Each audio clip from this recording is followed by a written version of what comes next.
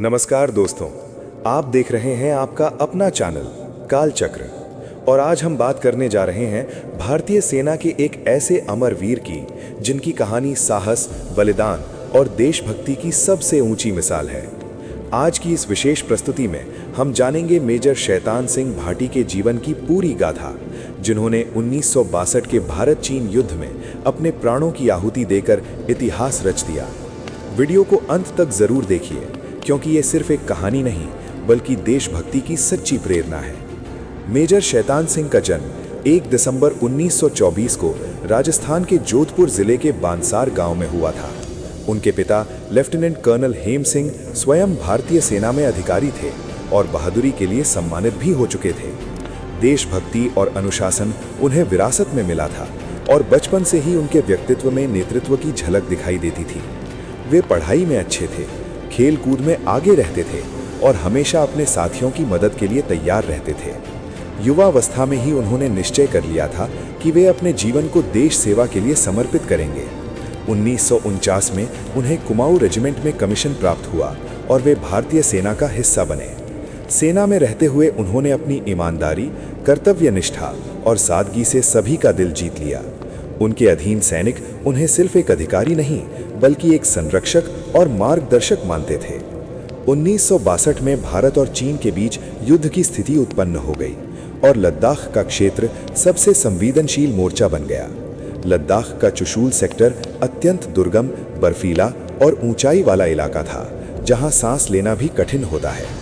18 नवंबर 1962 को रेजांग ला की ऐतिहासिक लड़ाई शुरू हुई और मेजर शैतान सिंह की सी कंपनी को मोर्चा संभालने का आदेश मिला।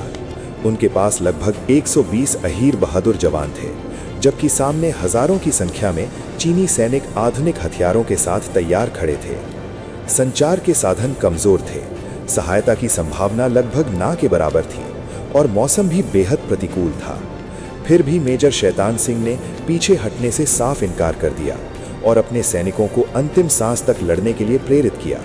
चीनी सेना ने कई दिशाओं से एक साथ हमला किया और गोलियों तथा बमों की बरसात शुरू हो गई। इस भयंकर परिस्थिति में भी मेजर शैतान सिंह एक पोस्ट से दूसरी पोस्ट तक जाकर अपने सैनिकों का हौसला बढ़ाते रहे। वे लगातार अपने जवानों को दिशा निर्देश देते रहे और स्वयं भी हथियार उठाकर मुकाबला करते रहे।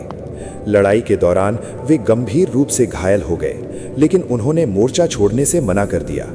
उन्होंने अपने साथियों से कहा कि वे उन्हें छोड़कर सुरक्षित स्थान पर चले जाएं और देश की रक्षा करते रहें। उनकी वीरता से प्रेरित होकर भारतीय सैनिकों ने दुश्मन को भारी नुकसान पहुंचाया और अंत तक डटे रहे। आखिरकार अत्यधिक रक्तस्राव और चोटों के कारण मेजर शैतान सिंह ने वीर गति प्राप्त की, लेकिन उनका साहस अमर हो गया।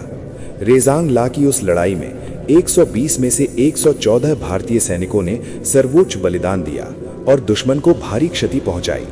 जब बर्फ पिघलने के बाद महीनों बाद उनके शव मिले तो वे अपनी अपनी पोस्ट पर हथियार थामे हुए मिले, जो उनकी अद्भुत वीरता का प्रमाण था। मेजर शैतान सिंह के अद्वितीय साहस और नेतृत्व के लिए उन्हें मरणोपरांत भारत का सर्वोच्च वीरता सम्मान परमवीर चक्र प्रदान किया गया। उनका नाम भारतीय सैन्य इतिहास में स्वर्ण अक्षरों में अंकित है और आज भी रेजांग ला की गाथा गर्व से सुनाई जाती है। उनका जीवन हमें सिखाता है कि सच्चा नेतृत्व वही है जो संकट की घड़ी में सबसे आगे खड़ा हो। उनकी कहानी हर युवा के दिल में देश प्रेम की ज्योति जलाती है और हमें अपने कर्तव्यों के प्रति जागरूक करती है। मेजर शैतान सिंह सिर्फ एक सैनिक नहीं थे, बल्कि साहस, त्याग और समर्पण की जीवित मिसाल थे। आज भी भारतीय सेना में उनका नाम सम्मान और गर्व के साथ लिया जाता है।